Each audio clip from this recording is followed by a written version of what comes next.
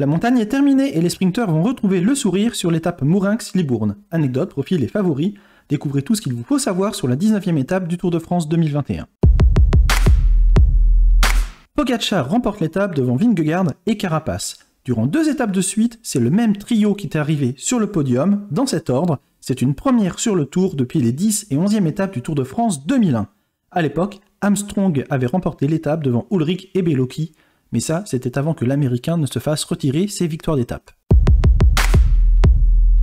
Le départ est donné de Mourinx, ville étape sur le Tour de France pour la 5e fois de son histoire, et généralement, les étapes au départ de cette ville se concluent au sprint. L'arrivée sera jugée en Gironde à Libourne, ville étape du Tour de France pour la 4e fois de son histoire. La première fois, ça remonte un petit peu, c'était en 1957. Vous avez le profil sous les yeux, et vous le voyez, la montagne c'est terminé, fini les grandes difficultés, on est sur une étape plutôt plate, il y a bien des petits coups de cul avec notamment la côte de Bareilles au kilomètre 12,1, c'est peut-être l'endroit où l'échappée du jour pourra se dessiner, et après, quel scénario imaginer? Le scénario qui semble écrit, c'est une victoire des sprinteurs, mais une échappée peut-elle aller au bout?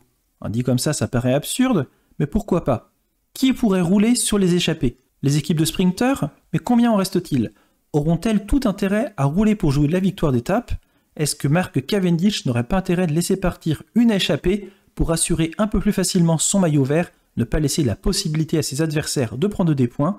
À mon avis, les sprinteurs vont quand même se disputer la victoire d'étape, mais il y a tout de même un coup à jouer, et si un groupe de 10, 15, 20 coureurs réussit à s'extraire du peloton, eh bien il pourrait pourquoi pas se disputer la victoire d'étape.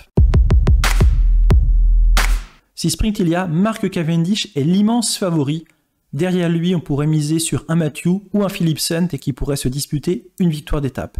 Et la vraie question est, y aura-t-il un sprint? Tout dépendra du nombre de coureurs qui s'échapperont. S'il y a un groupe de plus de 20 coureurs, pour moi, l'échappée ira au bout. Et pour vous, quel sera le scénario? Qui remportera cette étape? L'inévitable Cavendish ou un coureur échappé? Dites-le moi dans la section commentaires.